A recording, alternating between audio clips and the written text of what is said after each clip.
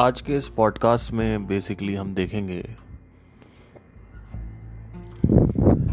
कि 4 प्रकार के ऐसी कौन सी बातें हैं जिनको ध्यान में रखनी होती हैं जब आप कोई काम चालू करते हो, अपनी टीम बनाते हो। और ये अनात्म ज्ञान है, क्योंकि पहले सोच रहा था कि इसको बताऊं कि ना बताऊं, लेकिन फिर मैंने सोचा कि आप भी काम तो करना चाहते ही हैं कहीं ना कहीं, और आगे चल के कई लोगों को बिजनेस करना होगा या कुछ अपना सेटअप डालना होगा, कुछ भी करना होगा, तो साथ में कहीं पर भी टीम बनाने की ज़रूरत पड़ जाती है। तो इस वजह से ये 4 क्वालिटीज़ जो हैं किसी भी बुक्स में नहीं मिलेंगी, जो मैंने अपने तजुर्बे से सीखी है, अपने एक्सपीरियंस से सीखी है, उसके बारे में मैं बात करने की कोशिश करूँगा। सबसे पहले तो मैं आपको अपनी कहानी बताऊं, फिर इसको थोड़ा सा और अच्छे से समझने में मज़ा आएगा। 2020 की बात है।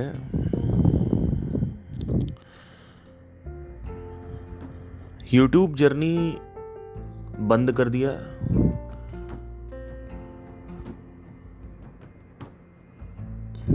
क्योंकि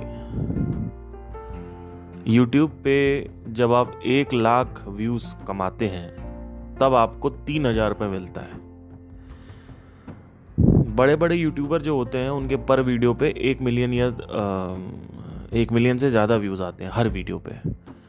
तो 1 मिलियन व्यूज़ पे समझ लीजिए आपका अगर है तो आपको मिलेगा आपको 25,000 रुपये के आसपास, है ना, क्योंकि 2,500 रुपये जो है वो 2,500 से 3,000 आपका मिलता है इसमें। तो मैं एक 2,500 का राउंडल मान के चल रहा हूँ।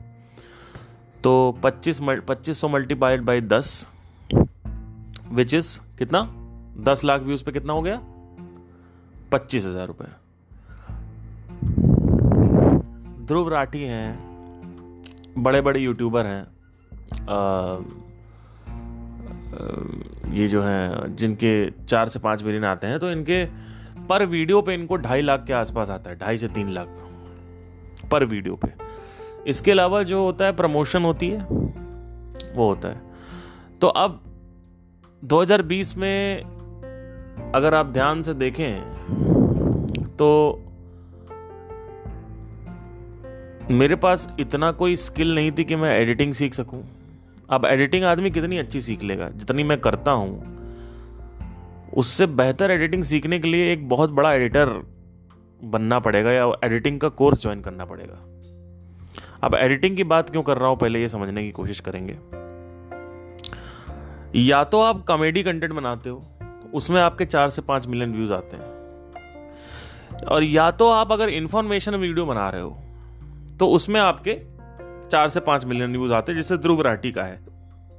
मैं बार बार उसका एग्जाम्पल लूंगा, क्योंकि अगर नहीं देखा तो जाके देख लीजिए, आपको मिल जाएगा। उसमें उसके पर वीडियो पे 4 से 5 मिलियन आते हैं। वो इंफॉर्मेशनल वीडियो बनाता है, लेकिन स्टोरी टेलिंग में फॉर्म में, और सबसे बड़ा जो उसका एंगेजमेंट का काम है वो है, जो एंगेजमेंट आता है यूट्यूब का, वो सबसे ज़्यादा बड़ा जो आता है वो आता है एडिटिंग की वजह से।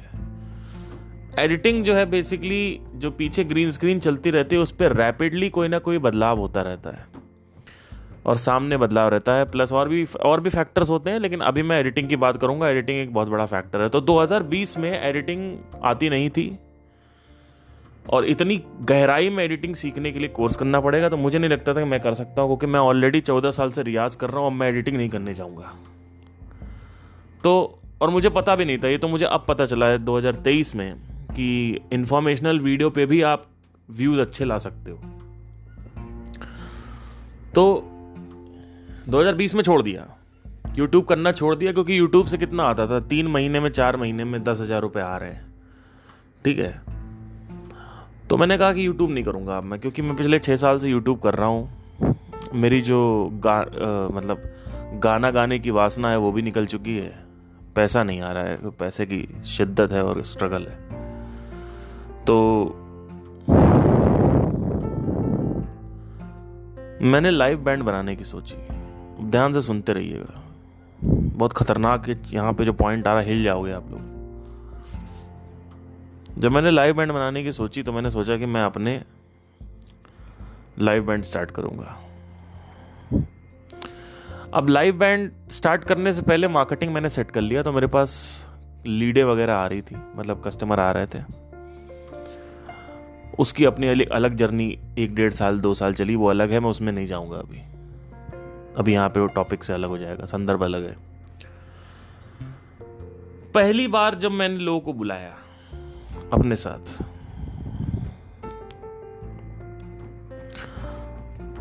तो मैंने अपना पहला बैंड बनाया।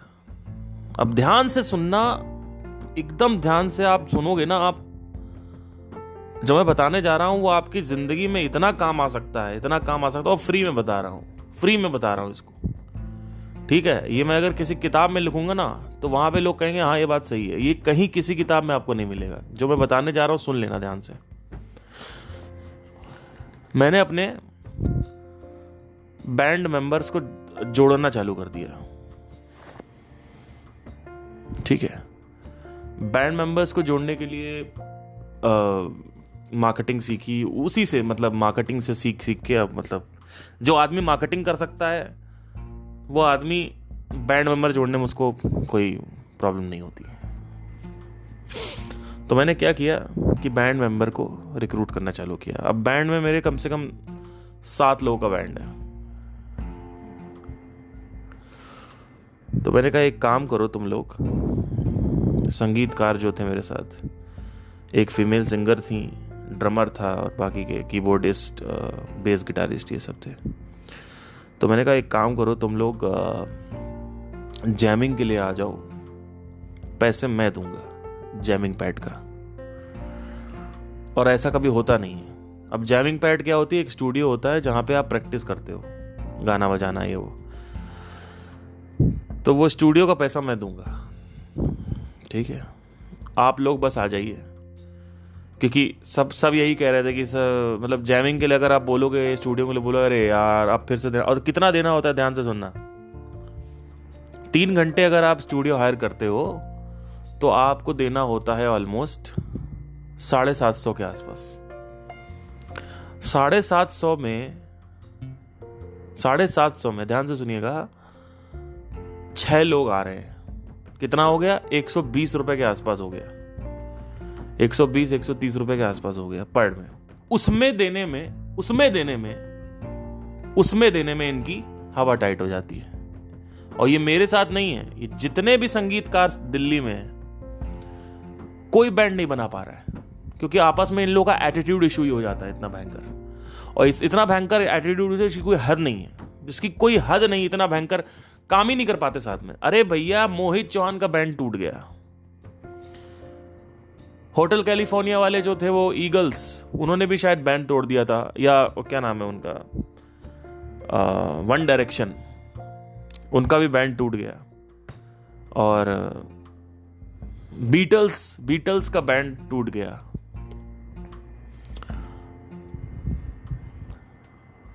तो हम कौन है ना? संगीतकार एक साथ काम नहीं कर पाता है, पहले इस बात को समझ लो। अब मैं क्यों बता रहा हूं?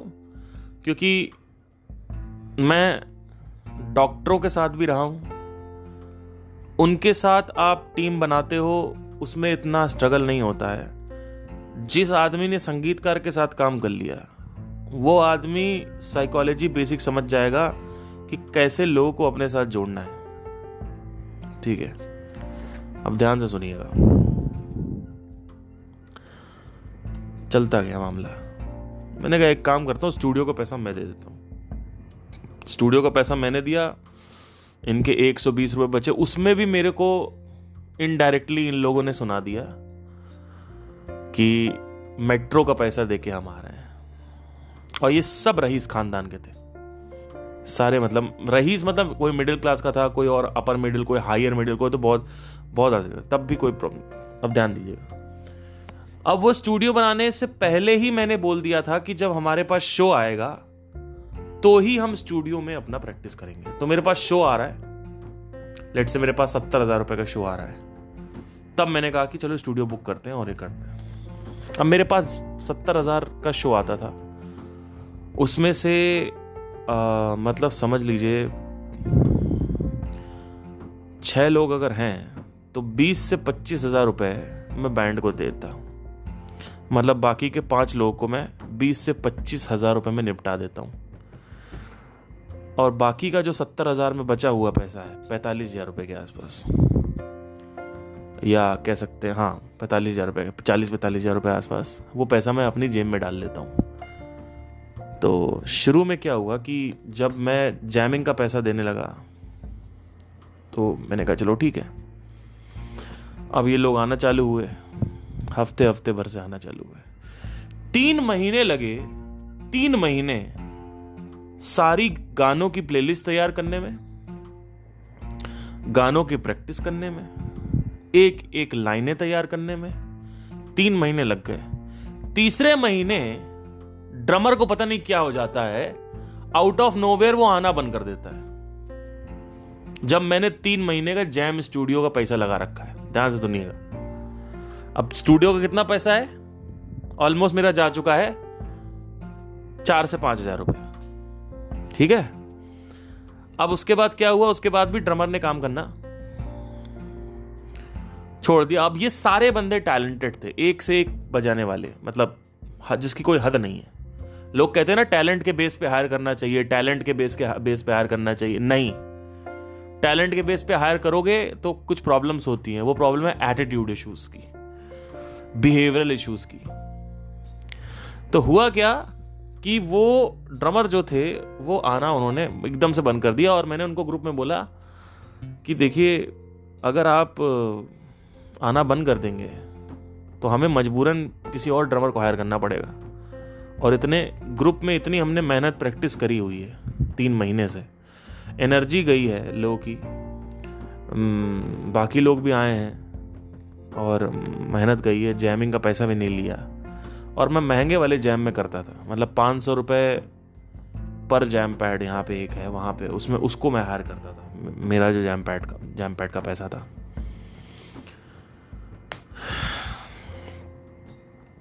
तो क्या हुआ, तो उसने क्या बोला, आगे से रिप्लाई क्या आया, कहता आपको व्हाट्सएप ग्रुप से निकालने की जरूरत नहीं पड़ेगी, मैं पहले ही छोड़ दे रहा हूं। और उसने छोड़ दिया। और उसमें वहां पे लोग हंसने लगे मेरे से। चलो कोई नहीं। कुछ दिन बाद कुछ हुआ, फिर फीमेल सिंगर के साथ कुछ लफड़े हो गए, उसका एटीट्यूड इशू था, उसने छोड़ दिया। उसके बाद कुछ लोग बचे, तो उन्होंने मेरे ऊपर सवाल क्या उठाया कि आप बैंड में जो पैसा आता है उसमें से 55 से 60% पैसा आप अपने पास रख लेते हो और आप बराबरी से बांटते नहीं हो, ठीक है।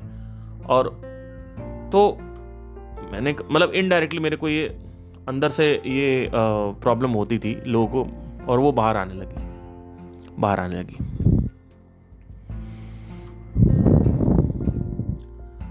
तो मैंने आगे से जवाब दिया, मैंने कहा कि एज अ म्यूजिशियन तुम लोगों की बुद्धि खुली हुई है, लेकिन एज अ इंसान या as a little bit businessman तुम लोगों की बुद्धि भ्रष्ट है। मैंने ऐसे बोला नहीं, आज मैं बता रहा हूं आप लोगों को। भाई 55 से 60% अगर मैं बैंड का पैसा रख रहा हूं तो कस्टमर कौन ला रहा है? कस्टमर मैं ला रहा हूं। मैनेजमेंट कौन कर रहा है? मैं कर रहा हूं। साउंड का, स्पीकर्स का, माइक का, डीजे का, इसका उसका सारा झंझट मेरा है। आपको कुछ नहीं करना, आपको बस टाइमली पहुंचना है। वो भी आप लेट पहुंचते हो, ठीक है, वो भी ये लोग लेट पहुंचते थे। ये पूरी की पूरी कहानी मैं सुनाऊंगा, फिर इससे क्या भावार्थ निकलने वाला है इसको समझने की कोशिश करिए, क्योंकि वो बहुत एसेंशियल होगा आपके लिए। तो फाइनली क्या हुआ कि जब मैंने बताया कि जब मैं पिछले 5 साल से अपने पिछवाड़े को रगड़ के मार्केटिंग सीख रहा हूं, तो मैं क्यों नहीं लूंगा पैसा एज अ म्यूजिशियन। मेरा जो पैसा उसमें बनता है वो 6-7 हज़ार रुपये बनता है, लेकिन बाकी का जो मैं पैसा लेता हूं मार्केटिंग और मैनेजमेंट का लेता हूं। अगर आपके बूते में दम है तो आप अपना कस्टमर लेके आओ और हम आपके लिए काम करेंगे, तो नहीं, लेकिन वो नहीं हो पाता। तो कहीं ना कहीं जब भी मैं काम करता था लोगों के साथ, फिर मैंने नया बैंड बनाया, ये बैंड पूरा डिसरप्ट हो गया। क्योंकि एक बार क्या हुआ कि सुबह पहुंचना था, मैंने रात में बोल रखा था कि सुबह आपको आना है सबको, और आप लोग प्लीज लेट मत करिएगा। और कल हमारा शो है, सुबह 8 बजे हमारा साउंड चेक है, 9:30 बजे क्लाइंट ने बोला है चालू करना है, और 12 बजे 1 बजे तक शो चलेगा। उसमें फीमेल सिंगर लेट आई। फीमेल सिंगर ने बहाना क्या मारा कि मेरे को उल्टी हो गई रास्ते में। चलो कोई दिक्कत नहीं है। बाकी के म्यूजिशियन आ कितने बजे रहे हैं? 8:45 बजे, सॉरी 9:15 बजे। कितने बजे बुलाया था? आ रहे थे 8 बजे। कोई मतलब नहीं किसी चीज से, कोई किसी से कोई मतलब नहीं। बस हमारा साला सारेगामा पादा नीसा सानी धापा मागा रेसा होता रहे। बस घर में बैठे बैठे बस रियाज करते रहो और जाके गा दो, और जो मन करे वो गाना गाओ, जो गाना सीखना चाहिए वो मत सीखो, और पूरे टाइम वही गाना गाना गाना गाना गाना गाना गाना गाना गाना करते रहो। ना दूसरे का सुनो। अरे सुनो तो आदमी का भले। अरे मैं नहीं कह रहा हूं मार्केटिंग मत सीखो, मैं ये नहीं कह रहा हूं कि मार्केटिंग सीखो, ठीक है, मैंने कब बोला। और मैं ये भी नहीं कह रहा हूं कि मैनेजमेंट सीखो, लेकिन कोई आदमी कुछ बता रहा है उसको तो सुनोगे, कि उसमें भी तुम डेफ हो जाओगे? कोई मतलब नहीं, अपने हिसाब से चलते चले आ रहे हैं। इसीलिए बोलते संगीतकार सरफिरा होता है, क्योंकि संगीतकार इमोशनल होता है। संगीतकार जो होता है ना, वो अपनी भावनाओं में ही बहता रहता है। उसकी जो बुद्धि होती है वो उससे डिसीजन नहीं लेता है, वो डिसीजन लेता है अपनी भावनाओं से। और उन भावनाओं से आप एक बेहतर शब्द लिख सकते हो, बेहतर लाइनें लिख सकते हो, बेहतर ट्यूनिंग बना सकते हो, बेहतर कंपोजिशन बना सकते हो, बेहतर सिंगिंग कर सकते हो, बेहतर म्यूजिक डायरेक्शन कर सकते हो, बेहतर म्यूजिक प्रोडक्शन कर सकते हो, लेकिन बेहतर जिंदगी नहीं जी सकते। भावनाओं से बेहतर जिंदगी, बेहतर जीवन जीने का कोई तात्पर्य और कोई लिंक नहीं है। क्योंकि बेहतर जिंदगी जीने के लिए, लोगों के साथ इन्वॉल्व होने के लिए बुद्धि से काम करना पड़ता है, मन से नहीं। कभी आपने सुना है कि इतने सारे संगीतकार इकट्ठा हो गए, धरने पे बैठ गए, स्ट्राइक कर दी? आपने सुना है किसान करता है, हिंदू मुसलमान करता है स्ट्राइक, कॉलेज के जो स्टूडेंट है वो कर देते हैं। लेकिन कभी आपने ये सुना है कि संगीतकार सारे आपस में बैठ गए और उन्होंने धरना कर दिया? कुछ नहीं, कुछ नहीं। तो मैंने जितना अपने एक्सपीरियंस से सीखा है मैं वो बता रहा हूं। तो ये पहला बैंड पूरी तरीके से डिसरप्ट हो गया, और हमारा जो बैंड है वो कमर्शियल बैंड है। There is a difference between commercial band और and all these band, but मैं उसमें अभी नहीं जाऊंगा। मोटा मोटा ये समझने की जरूरत है, जो कमर्शियल बैंड होता है उसमें एक बंदा नहीं होता है, कोई बंदे बदलते रहते हैं। तो मैंने क्या सोचा कि मैं अगर अपना बैंड, मेरा पैसा डूब गया, मेरा जो स्टूडियो का पैसा है वो डूब गया, मैंने इतने म्यूजिशियन हायर करे वो सब टूट गए, क्योंकि सबको हायर करने में भी पैसा लगता है, उसमें भी पैसा जाता है, क्योंकि ऐड चलाओ, ये करो वो करो, लोगों को ढूंढो, उसमें भी पैसा जाता है। वो भी मैंने ढूंढा, तो मेरी पहली सेटिंग खत्म हो गई। अब मैंने वहां से क्या क्वेश्चन उठाया, मेरा जो क्वेश्चन था उसको समझने की कोशिश करिएगा। वहां से एक चीज क्लियर हो गई कि बेहतर टैलेंट से कुछ नहीं होने वाला। बेहतर टैलेंट नंबर 1 रेडी नहीं होनी चाहिए ऑडिशन लेने के लिए, स्क्रीनिंग करने के लिए, इंटरव्यू करने के लिए। सबसे बेहतर तरीका क्या है? मैंने अपने आप से पूछा। मैंने कहा मुझे एक ऐसा बंदा चाहिए जो मेरे ऊपर सवाल ना उठाए बार बार। वो ये ना कहे कि आप 55,000 लेते हो और हमको सिर्फ 5,000 देते हो, या 6,000 देते हो, 7,000 देते हो। उसका दिमाग यहां ना चल रहा हो कि ये आदमी कैसे कमा रहा है ज्यादा मेरे से। और ऐसा आदमी नहीं चाहिए जो आदमी ये सोच रहा हो कि भैया पूरे टाइम कंपैरिजन करे वो अपने साथ, मेरे साथ बैठ के, कि मेरी आवाज अच्छी है, आपकी आवाज खराब है, आपकी आवाज अच्छी है, मेरी आवाज खराब है। क्योंकि ये भी संगीतकारों में प्रॉब्लम है। संगीतकार का प्रॉब्लम ये है कि जब कोई गाना गाता है तो उसको सुनता नहीं है, वो सबसे पहले ये कंपेयर करता है कि मेरी आवाज इससे आवाज से अच्छी है या मेरी आवाज इसकी आवाज से खराब है, और कमियां ढूंढने की कोशिश करता है जिससे उसका ईगो बूस्ट हो, उसको अच्छा लगे कि हाँ ये यहां पे इसने गलती कर दी तो अब मुझे अच्छा लग रहा है क्योंकि मैं तो गलतियां नहीं करता हूं।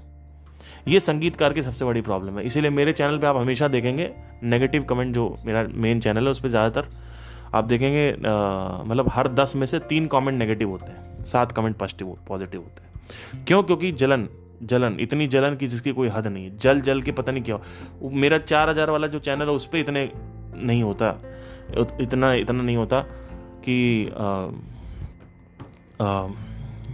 मतलब जो माइंड वाला चैनल है उस पर इतना नहीं होता। वहाँ से लोग आएंगे पार्थ सिंह वाले चैनल से, जो मेन चैनल है, म्यूजिक चैनल है मेरा, स्पिरिचुअलिटी वाले चैनल पे आएंगे, कहेंगे तू यहाँ भी आ गया, तू यहाँ भी आ गया, तू यहाँ भी आ गया। एक काम कर ले पहले अच्छे से, एक काम कर ले पहले अच्छे से, बताइए। या वहाँ से यहाँ आके फिर यहाँ के वहाँ नहीं जाते हैं। ये भी मैंने देखा है, यहाँ के वहाँ नहीं जाएंगे। माइंड वाले चैनल के लोग यहाँ से वहाँ नहीं जाते हैं, क्योंकि माइंड वाले चैनल पे लोग बुद्धिमान है, भावनात्मक नहीं है।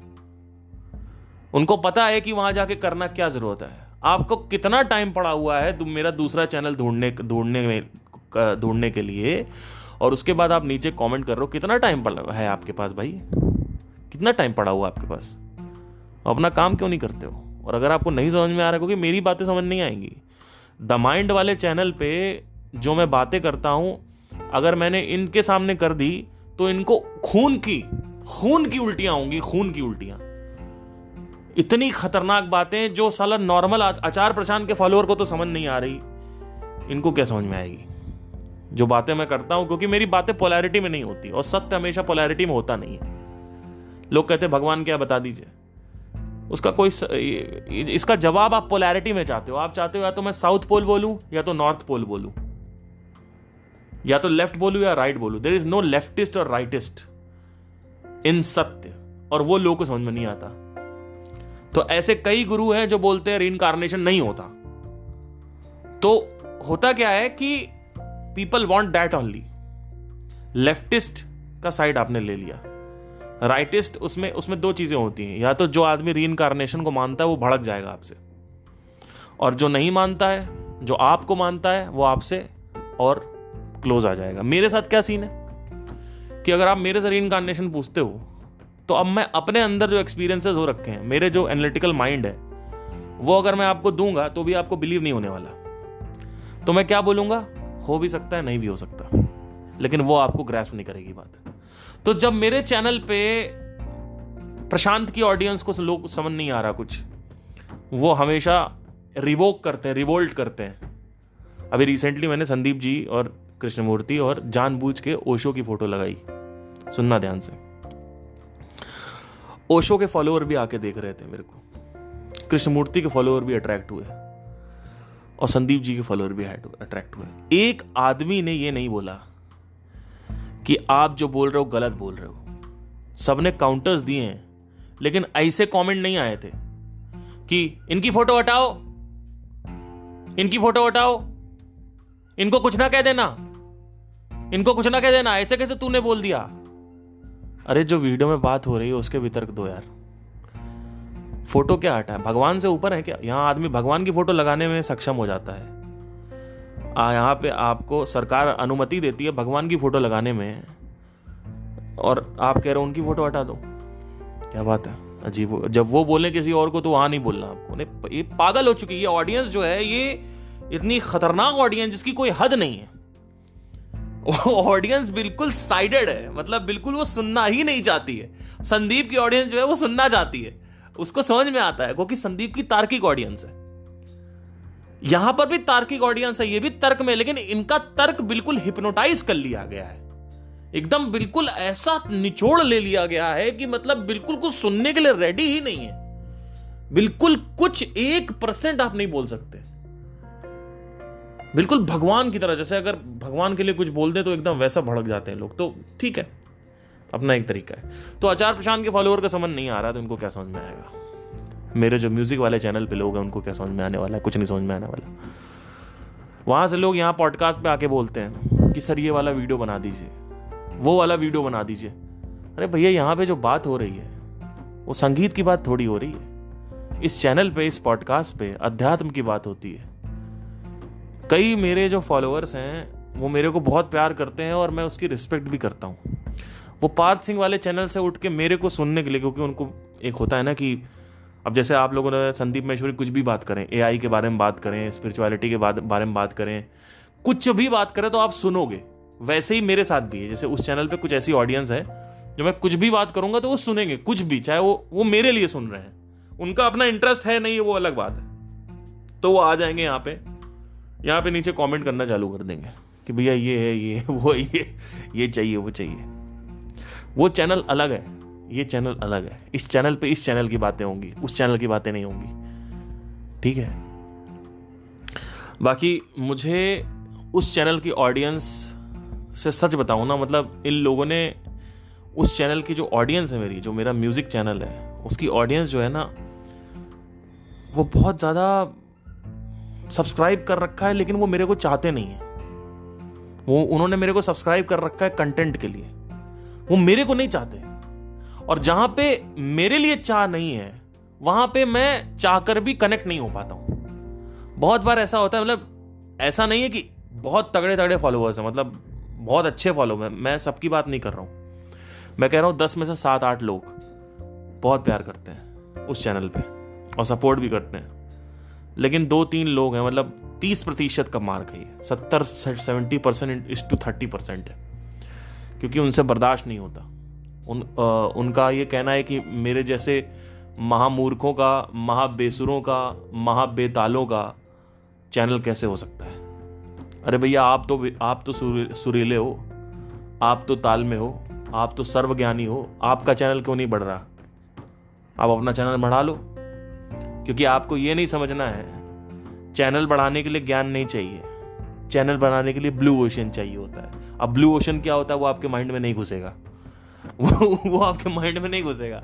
वो घुसाने के लिए आपको पहले ऑब्जर्व करना पड़ेगा। ऑब्जर्वेशन आपको पसंद नहीं है, क्योंकि आपको सारे गामा पादा नीसा सानी दापा मागेरे ऐसा पसंद है। समझ रहे हो? इसको राग द्वेष बोलते हैं, कि मुझे राग में ही रहना है, द्वेष नहीं करना है। अब ये मेरी बातें थोड़ी कड़वी लग रही होंगी, क्षमा चाहूंगा, लेकिन मैं निकाल रहा हूं। अब आते हैं मेन टॉपिक पे। दूसरी सेटिंग आई बैंड की मेरी, ठीक है। अब ये दूसरी जो मेरी सेटिंग थी, इसमें तो और खतरनाक मामला हुआ कि मैंने ऐसे लोगों को हायर किया जो लोग बिहेवियर में अच्छे हों, जो लोग,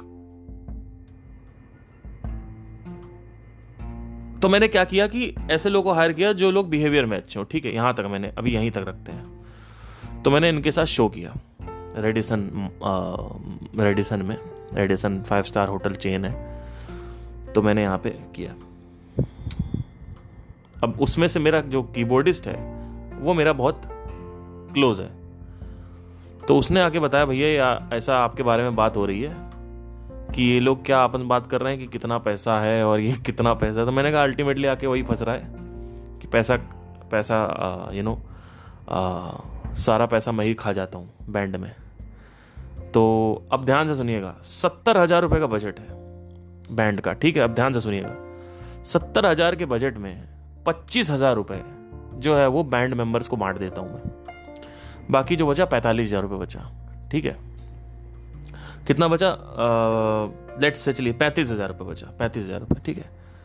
अभी जो 35,000 रुपये हैं, इसमें से मेरा एडवर्टीजमेंट का खर्चा है, मेरा जो पर्सनल लाइफ है उसका खर्चा है, मेरा जो व्हीकल है उसका खर्चा है, साउंड जो आता है उसका 10-12,000 15,000 वो लेता है उसमें से। तो मेरा बचता है मोटा मोटा समझ लीजिए 20,000 रुपये। उस 20,000 रुपये में इन लोगों को प्रॉब्लम होने लगती है, और जब मैं समझाने की कोशिश करता हूं तो इन लोगों को समझना नहीं है।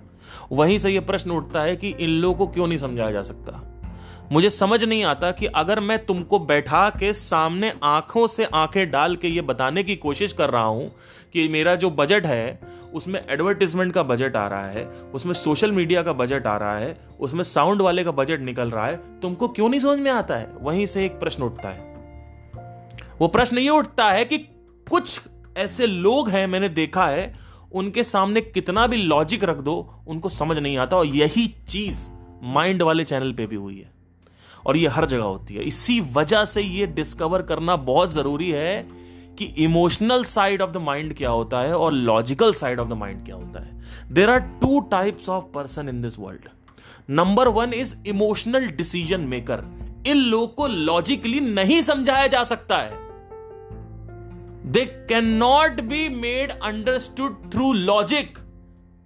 They cannot, they just cannot. You cannot bring any results or any talk or any kind of pramad or anything you keep in front of them. They will not accept this. They will not accept this. They will just not. And what आप लोग क्या करते हो as a logical person? आपको लगता है कि हम तो लॉजिक से समझते हैं तो इनको भी लॉजिक से समझा देंगे। लॉजिक से समझाना इस ग्रुप को पॉसिबल नहीं है। ये बात अच्छे से डाल लो। एक सर्टन ऐसा ग्रुप है इस देश में, और ये ग्रुप 80% ग्रुप इमोशनल ग्रुप है इस देश में। इसको लॉजिक से नहीं समझाया जा सकता है। अब बाकी बचे 20%, उनको समझाया जा सकता है। उनको आप एक तर्क दोगे, समझ जाती। इसलिए संदीप की जो ऑडियंस आती है वो क्लिक तो करती है गाली देने के लिए, लेकिन जब वो मेरी बातें सुनती है तो नीचे तारीफ करके चले जाते हैं कि सर आप नया तो बता रहे हो, मजा आ रहा है तो चक्कर क्या है सारा का सारा, देखिए ध्यान से सुनिएगा कि यहां पे ये नहीं होना चाहिए कि इनको कैसे समझाएं। यहां पे ये होना चाहिए, सही प्रश्न ये होना चाहिए कि ये क्यों नहीं समझते हैं। ठीक है, तो फिर मैंने डिसाइड किया कि अभी भी कुछ ऐसा स्क्रीनिंग में प्रॉब्लम हो रही है जो मैं कर रहा हूं। जब मैं ऑडिशन लेता हूं, जब मैं इंटरव्यूज लेता हूं लोगों का, तो मैंने देखा है कि मैं पहले लेता था टैलेंट के बेस पे, फिर मैंने टैलेंट को कर दिया चौथे नंबर पे। वो 4 लिस्ट क्या होती है पहले समझने की कोशिश करिए। नंबर 1 होता है एटीट्यूड इशू। एटीट्यूड आपका और आपका जो मतलब आपका और आपके साथ जो बंदा है, जो आपके साथ जो आपकी पर्सनल टीम में बंदा होगा, उस बंदे का हम्बलनेस होना चाहिए आपकी तरफ। मैं ये नहीं कह रहा हूं कि वो यस बॉस करे और आपका तलवा चाटे, इतना भी नहीं होना चाहिए। मैं बस कह रहा हूं कि उसको कोई प्रॉब्लम ना हो मेरे पैसे से, मेरी सोच से, मेरी थिंकिंग से, मेरे मेंटल माइंड स्टेट से। उसको बोलते हैं एटीट्यूड, यानी एटीट्यूड मैच होना चाहिए मेरा बंदे का और उसका। हमारा जैसे मैं उसको कुछ समझाने की कोशिश करता हूं तो वो इमोशनल डिसीजन मेकर नहीं होना चाहिए, वो लॉजिकल डिसीजन मेकर होना चाहिए कि अगर मैं उसको कुछ समझाऊं तो वो समझ जाए। ये नहीं कि इनको कुछ मत बोलो है ना। ठीक है, फिर दूसरा आता है पंक्चुअलिटी, कि अगर मान लो कहीं टाइम पे बुलाया है तो आप टाइम पे आ रहे हो। अब यहां पे एक बहुत बड़ा गेम समझने की, जो आदमी लेट आता है, जिस आदमी का हैबिट पड़ी हुई है लेट आने की, वो आदमी लेट ही आएगा, वो आदमी हमेशा लेट आएगा। वो आदमी कभी भी वो गलती से भी लेट आ जाएगा, वो चाह कर भी टाइम पे नहीं आ पाएगा। तो ज्यादातर जो आदमी लेट आता है वो हमेशा लेट आता है। तो मैंने क्या किया, पंक्चुअलिटी। तीसरी चीज ये थी कि वो मेरा जो पर्सनालिटी टाइप है उसमें मैचिंग होनी चाहिए उसकी, जैसे गर्लफ्रेंड और बॉयफ्रेंड की होती है। अब ये क्या होता है, जैसे मैंने बोला कपड़े अच्छे पहन के आना, तो मेरे से बोलते क्या है ये लोग कि सर कपड़े के लिए पैसे ही नहीं है। और कार कौन सी चला रहे हैं, कार चलाएंगे स्विफ्ट डिजायर, कार एक लग्जरी कार घर में खड़ी हुई है पापा की, और कहेंगे पैसे नहीं है। ठीक है, कपड़े के लिए पैसे नहीं, और अगर कपड़े के लिए पैसे हैं भी तो कौन सा कपड़ा पहने पता ही नहीं, कौन सा कपड़ा पहनना है। तो ये क्या है, ये केयरलेस एटीट्यूड है कि आप बिल्कुल शोज के लिए कुछ करना ही नहीं चाहते हो। ठीक है, अच्छा हाँ, एक चीज और भी आप लोगों को बता दूं मैं, ये बड़ा होगा। मार्केट जो है, मार्केट जैसे आप कहीं क्लबिंग जाते हो या किसी भी बैंड में काम करते हो या किसी बार में गा रहे हो या क्लबिंग कर रहे हो या आप कहोन बजा रहे हो, कीबोर्ड बजा रहे हो, गिटार बजा रहे हो, कुछ भी बजा रहे हो, तो मार्केट प्राइस जो है वो है 2,500 से 3,000 रुपए। ठीक है, मैं सबको देता हूँ 5,000, 5 से 6,000, मतलब 5, 6, 7 ऐसे डिपेंड करता है। अगर मेरा ₹1,00,000 का बजट है तो मेरा जाता है 7,000, 8,000 पर म्यूजिशियन।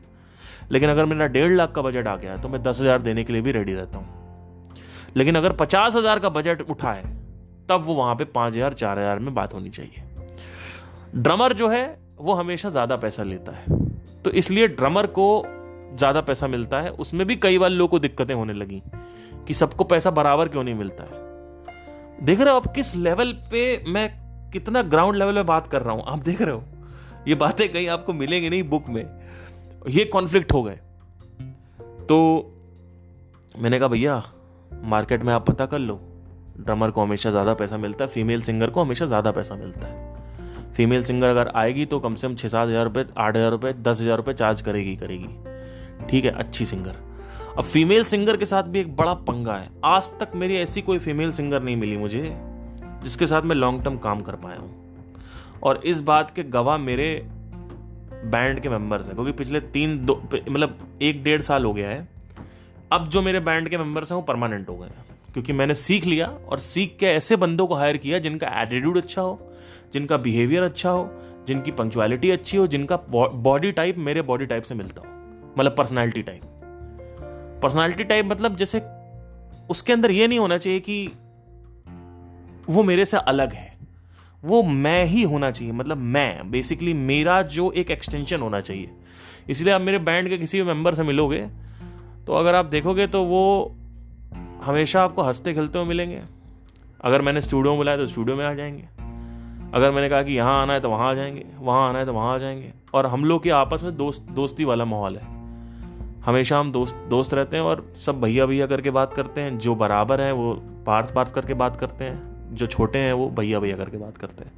सिंपल है, क्लियर है। तो मैंने एक चीज सीखी है, जब शुरू की आप टीम बनाओ ना, तो वो टीम जो है वो बहुत ज्यादा आपके जैसे होनी चाहिए, वो आपके मोरल वैल्यूज प्रिंसिपल्स को तोड़े नहीं, ऐसी टीम होनी चाहिए। नहीं तो आपकी वो टीम छूट जाएगी, वो टीम आपसे लड़ाई कर लेगी, उसमें कॉन्फ्लिक्ट हो जाएंगे, उसमें अब कंपैरिजंस होंगे, उसमें कंपटीशन होंगे, उसमें क्वेश्चनिंग उठेगी आपके ऊपर। और आप होते कौन हो क्वेश्चन उठाने वाले? जब मैं आपको काम दे रहा हूं, आपका पैसा 5,000, 6,000, 10,000 जो भी आपको मैं दे रहा हूं, एक बार आपको पैसा मिल गया तो आप क्यों दिमाग लगा रहे हो कि मैं कितना उठा रहा हूं, मैं उनको कितना दे रहा हूं, मैं उनको कितना दे रहा हूं? आपसे क्या मतलब? जब आपको पैसा मिल गया है तो आप क्यों अपनी यहां पे पॉलिटिक्स ला रहे हो? तो ये पॉलिटिशियन वाले जो माइंडसेट है ना, ये पंचायत वाला माइंडसेट, ये मेरे साथ नहीं चलता है, ये मेरे साथ नहीं चलता। तो इस तरीके का ये मेरा माइंडसेट है। हो सकता है आपका पॉलिटिशियन माइंडसेट हो तो आपके साथ चल जाए, लेकिन मेरे हिसाब से वो चलना नहीं चाहिए। क्योंकि पॉलिटिक्स जो होती है ना, कि इनको कितना मिला, और पीठ पीछे बातें करना, बुराई करना, गाली गलौज करना।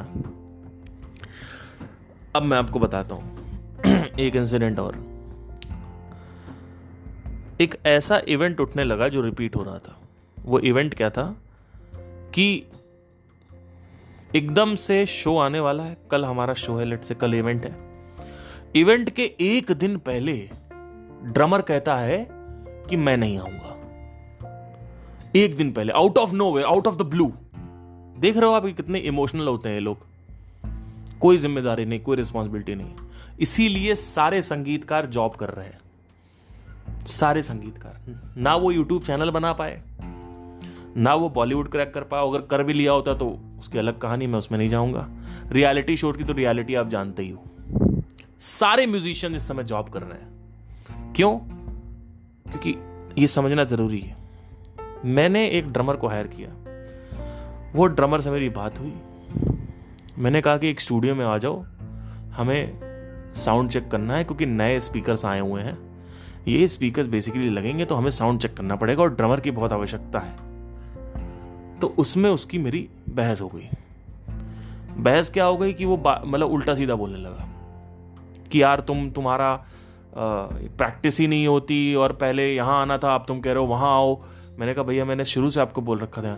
तो उसमें उसने मेरे पर्सनल जो बैंड के मेंबर्स हैं उनमें से एक को कॉल करके मेरे को बोल दिया ये बहन चोद है, सीधा।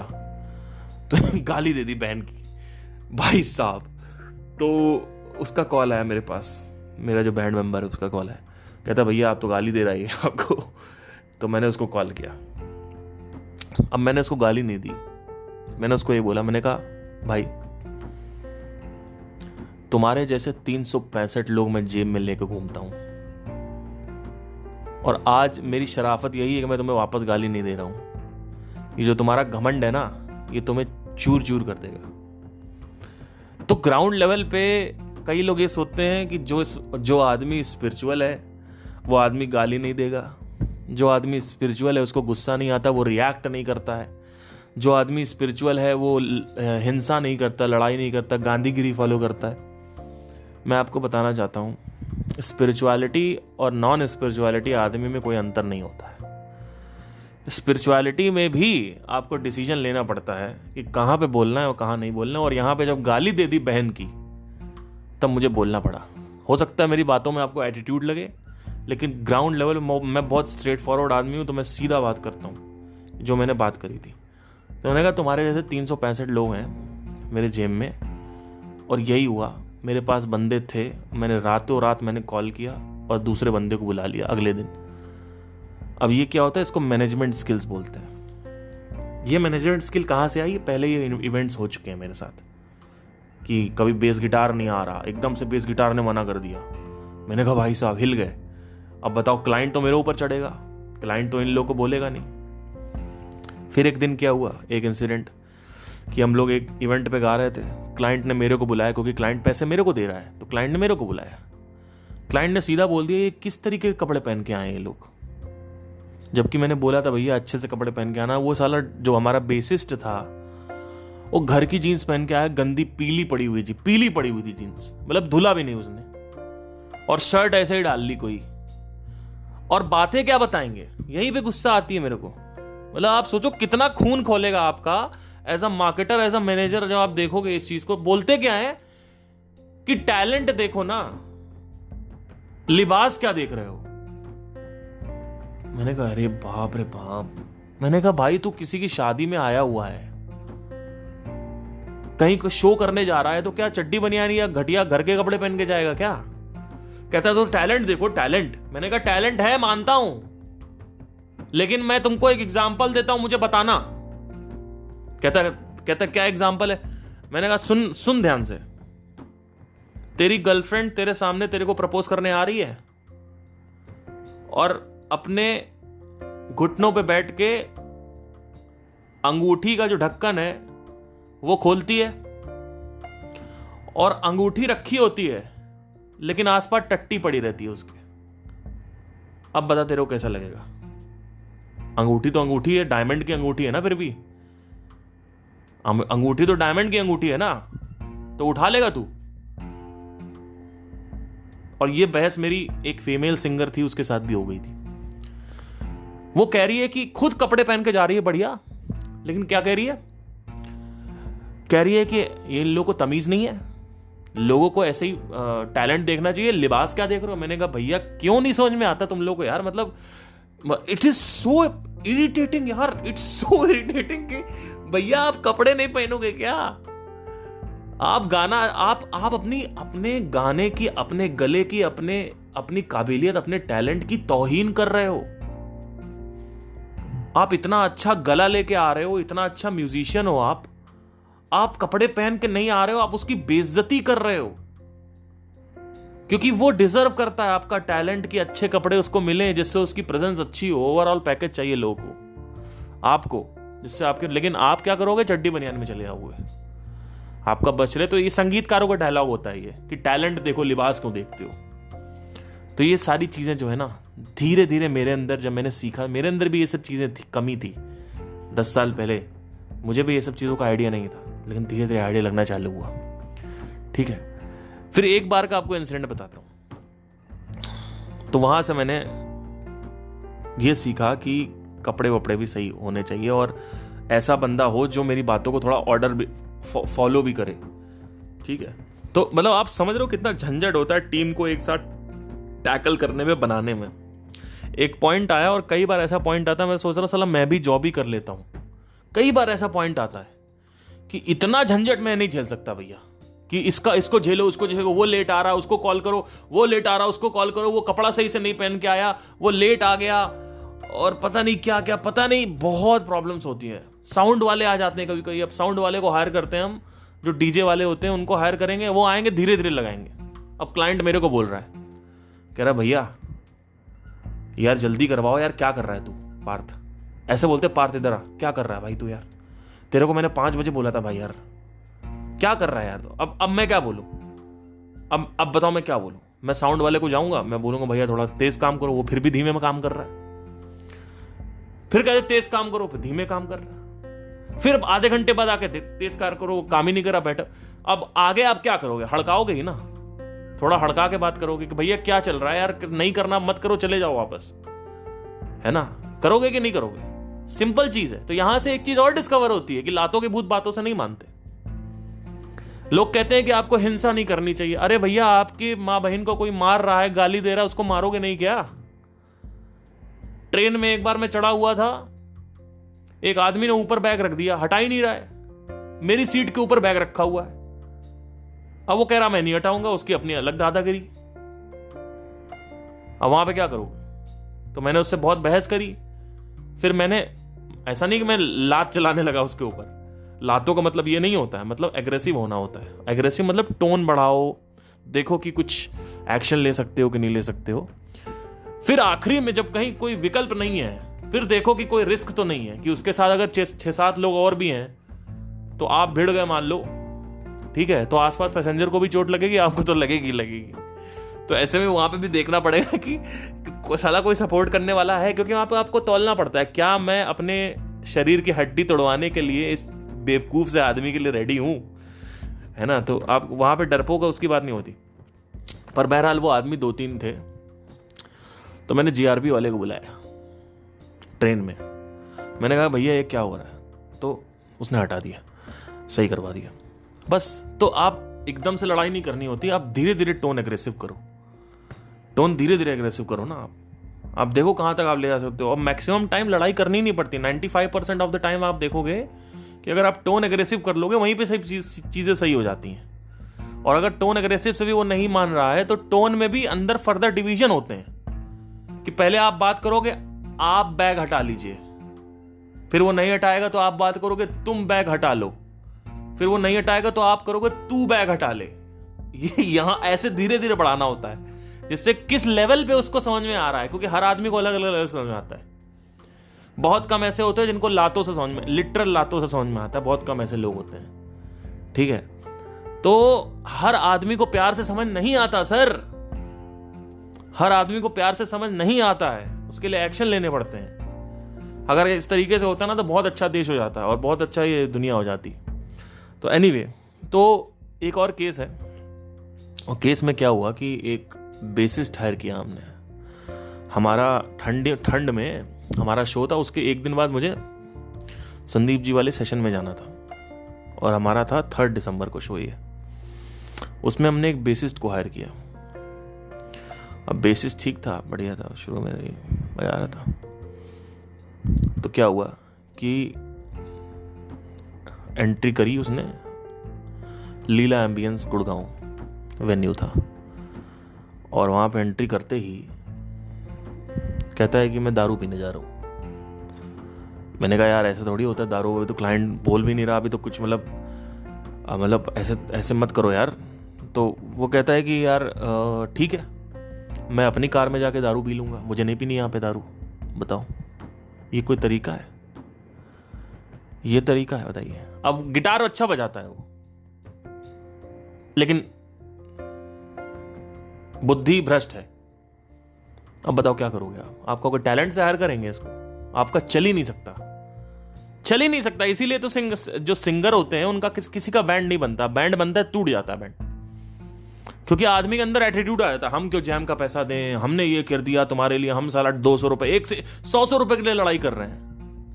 और ये वहां पे xvideos.com पे रशियन लड़की के साथ टोकन खरीद के लाइव सेक्स करते हैं ऑनलाइन ये लोग 10-10 हजार रुपए में। ये जो लड़कों का मैं जानता नहीं हूं क्या,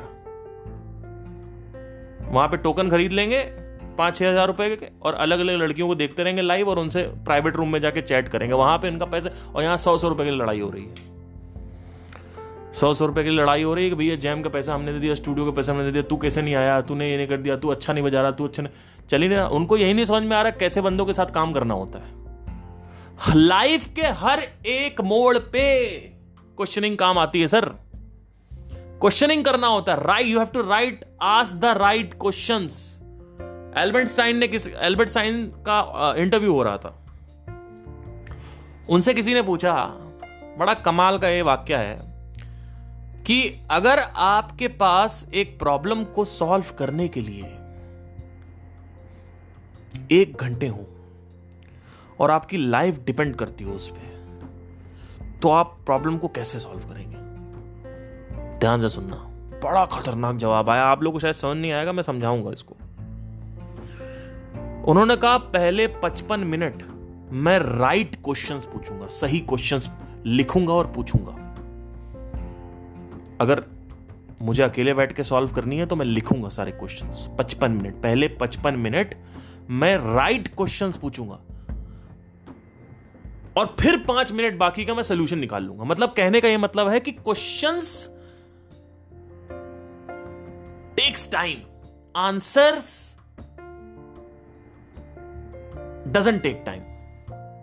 और लोग क्या सोचते हैं, हमारे पास ये जवाब नहीं है, वो बहुत टाइम लगेगा जवाब मिलने में। अरे भैया, आपके पास क्वेश्चन नहीं है, आपके पास क्वेश्चन नहीं है।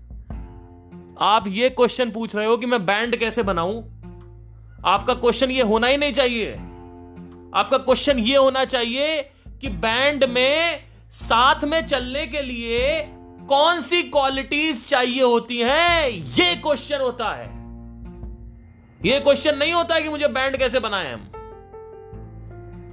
क्योंकि बैंड बनाने के बाद आपके साथ एक फॉलो अप प्रॉब्लम आती है। उस फॉलो अप प्रॉब्लम का एक क्वेश्चन होता है कि मान लो वो बंदा टाइम से नहीं आया, तो अब क्वेश्चन ये नहीं है कि बैंड कैसे बनाएं, अब क्वेश्चन ये है कि ऐसा कैसे, कौन सा मेंबर ढूंढे, ऐसा कैसे हम बैंड मेंबर ढूंढे जो आदमी टाइम से भी आए और उसका टैलेंट भी हो।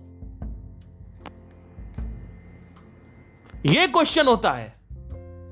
क्वेश्चन फर्दर अंदर गड़े हुए होते हैं। जब आप प्रॉब्लम फॉलो करते हो तो क्वेश्चन निकल के आते हैं सामने से, और वो क्वेश्चन का आपको जवाब ढूंढना तुरंत निकल आएगा। लेकिन लोगों का क्वेश्चन ही नहीं क्लियर है। लोग पूछते हैं हाउ टू बी इनलाइटेंड। अरे भैया, ये नहीं है व्हाट इज इनलाइटनमेंट। अब ये व्हाट क्यों लगाया है, इसके लिए भी एक क्वेश्चन है कि व्हाट क्यों लगा दिया आपने, हाउ क्यों नहीं लगा रहे हो, हाउ टू इनलाइटन क्यों नहीं लगा रहे हो, व्हाट इज इनलाइटनमेंट क्यों लगा रहे हो। उसका भी एक आंसर होता है, वो आंसर आपको मिलना चाहिए। वो आंसर ये है कि जब तक तुम्हारे अंदर इनलाइटनमेंट का डेफिनेशन क्लियर नहीं होगी, तब तक मैं कुछ भी बात करता रहूं, तुम उसको उसी में समा के समझोगे। मैं बोलूंगा इनलाइटनमेंट, तुम्हारे माइंड में हर समय कुंडलिनी आ रही होगी, और मैं कुछ और बोल रहा हूं। मैं बोलूंगा कि 2013 में मैं इनलाइटन हो गया। मैं ये बोल रहा हूं कि 2013 में मुझे आत्मज्ञान प्राप्त हो गया। आपको पता है क्या सुनाई देगा कि 2013 में मुझे कुंडलिनी जागृत हो गई।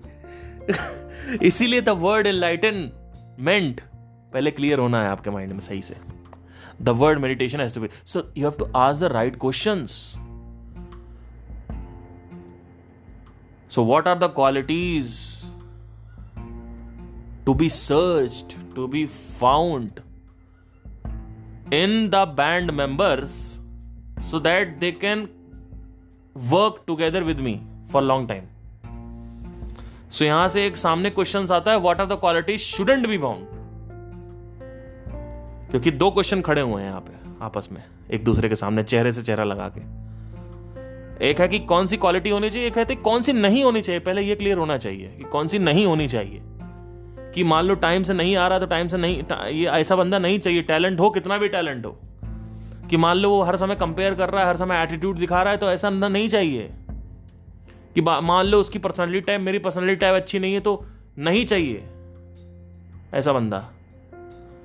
तो इन सबको हटाने के बाद अब राइट क्वेश्चन ये है कि ऐसे कैसे ढूंढे हम एक ऐसा बैंड मेंबर जिसके पास टैलेंट भी हो, एटीट्यूड भी अच्छा हो, और बिहेवियर भी अच्छा हो, और पर्सनालिटी टाइप भी मैच करे। तो अब आपको सही क्वेश्चन मिल गए हैं और टारगेट सेगमेंट आपका छोटा हो गया है। अब आपको 10 लोगों को आपको ऑडिशन करना है। आपको पता चल गया है कि आपको क्या चाहिए। अभी तक आपको नहीं पता था क्योंकि आप एक्सपीरियंस नहीं थे। लेकिन अब आपने अपने एक्सपीरियंस से सीख के वो क्वेश्चन फ्रेम किए और उसको लिख लिया। अब आपको जो भी आदमी ऑडिशन करेगा, इंटरव्यू करेगा आपके साथ, स्क्रीनिंग करेगा आपके साथ, वो बंदा 100% सही बंदा होगा। तो मैं सिंपल सा एक काम मैं ये बोलता हूं,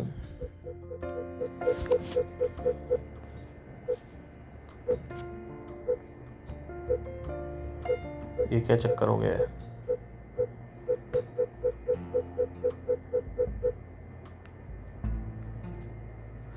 ठीक है, sorry, I don't know what is the problem. तो right questions you have to ask, the questions has to be right so that you can find the screening. So इस तरीके से फिर एक ऐसी टीम हायर हुई जो टीम अब इस टीम के साथ मैं पिछले 1.5 साल से काम कर रहा हूँ, अभी तक एक भी कॉन्फ्लिक्ट नहीं हुआ मेरा इस टीम के साथ। और एक से एक बंदे हैं। आज हमारा बर्थडे सेलिब्रेट हुआ था, सारे बंदे आए थे। किसी का सेलिब्रेट होता है तो सब आते हैं। अगर मैं आज बोल दूं कि भाई ये ज़रूरत है तो सब आ जाएंगे, चाहे वो बैंड का हो चाहे वो पर्सनल काम हो। अगर वो लोग बोल दें कि भैया यहाँ पे कुछ ज़रूरत है आपकी बहुत ज़्यादा, तो अभी मैं ब्लड देने गया था, एक मेरा बैंड मेंबर है, उसके घर में आपत्ति आ गई। मैंने कहा चलो अलीगढ़ चलते हैं। कहता भैया दे दो, आपका शरीर बहुत अच्छा है और आपका वो पॉजिटिव है, आप दे दो प्लीज़ ये हो। तो मैंने कहा चलो ठीक है, कोई इशू नहीं। मैंने मना नहीं किया, बाकी लोग मना कर देते हैं। क्यों नहीं किया पता है?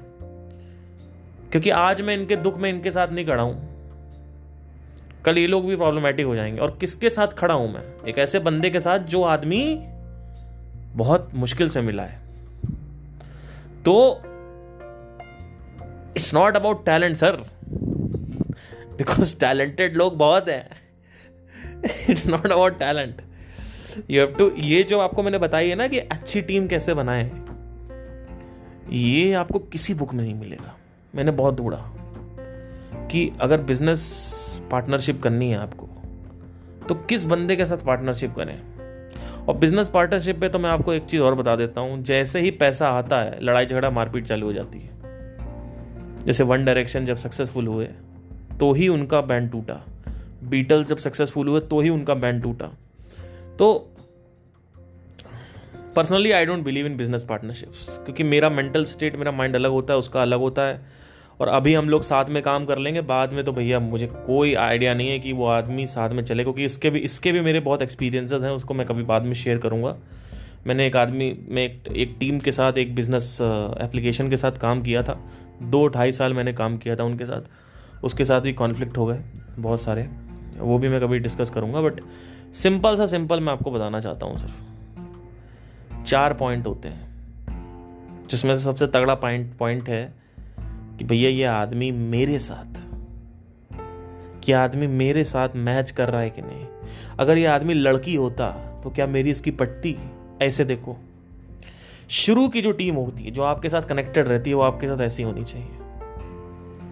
आज अगर मैं किसी को भी बोल दूं कि भाई ये काम होना है तो काम हो जाएगा, 10 मिनट में काम होगा वो। और यहाँ पे सिर्फ पैसे की बात नहीं है, यहाँ पे बहुत कुछ होता है, बॉन्ड होता है। क्योंकि जो मेरा पहला बैंड था, मैं उन लोगों के साथ भी काफ़ी बॉन्डेड था। मुझे काफ़ी दिक्कतें हुई उनसे निकलने में। इस चक्कर में ही मैं उनको निकाल नहीं पा रहा था, क्योंकि मैं इतना बॉन्ड हो गया था उनके साथ कि मैं कैसे इनको छोड़ूं इनका साथ। फिर फाइनली उन्होंने ही कुछ उल्टा सीधा बोलना चालू कर दिया, तो उन्होंने ही छोड़ दिया, फिर वही टाइम पे नहीं आए। पर मुझे आज भी इस बात का दुख होता है कि काम के चक्कर में, पैसे के चक्कर में, सक्सेस के चक्कर में एक ठीक ठाक रिश्ता था वो टूट गया। पर वो अच्छा है टूट गया, क्योंकि उस बंदे के साथ मेरी वैसे भी नहीं बनती। तो आपको समझना होता है कि भाई आपका पर्सनैलिटी टाइप क्या है, आप कैसी बातों के साथ एडजस्ट नहीं कर सकते हो। कि भाई मैं अगर बोल रहा हूँ कपड़े पहन के सही से आओ, तो भैया मेरे से जवाब मत दो कि टैलेंट ज़्यादा ऊपर होता है, कपड़े नीचे होते हैं, है ना। क्योंकि तुम जवाब दे रहे हो, हाजिर जवाबी दे रहे हो, इसका मतलब तुम मुझे कुछ समझ नहीं रहे हो, तुम अपने आप को अथॉरिटी समझ रहे हो। और अगर तुम अपने आप को अथॉरिटी समझ रहे हो वो भी मेरे बैंड में, तो तुम नहीं चल पाओगे। क्योंकि एक बैंड में एक ही अथॉरिटी होती है, या एक टीम में एक ही अथॉरिटी होती है। एक टीम में एक टीम लीडर होता है, बाकी फॉलोअर होते हैं। अगर सभी लीडर हो जाएंगे तो आपस में लड़ने लगेंगे, क्योंकि सबके डिसीजन अलग होंगे, सबके तरीके अलग होंगे, सबके मेथड्स अलग होंगे, सबके स्टैटिस्टिक्स अलग होंगे, और सबसे लड़ाइयाँ होंगी। तो कई लोग ऐसे होते हैं जो अथॉरिटी बनना चाहते हैं, तो ऐसे लोगों के साथ भी मैं काम नहीं कर सकता। कई लोग ऐसे होते हैं जो सामने सामने से अच्छा बोलेंगे और पीठ पीछे बुराई करेंगे, ठीक है। तो ऐसे लोगों के साथ मैं काम नहीं कर सकता। फिर कई बार ऐसा हुआ, अब जैसे अभी जो